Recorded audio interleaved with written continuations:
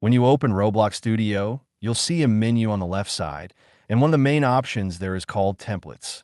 This section gives you ready-made environments to help you start building faster and more easily. Templates are grouped into three main categories: blank, gameplay, and themed. In the blank category, you'll find three simple starting points.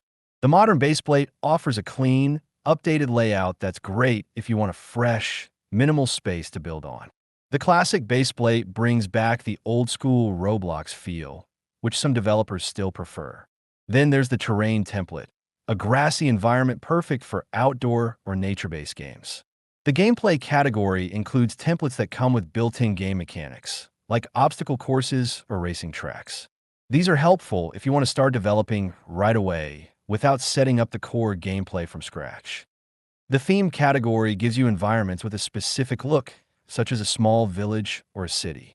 These are great when you want your project to have a strong visual style right from the beginning.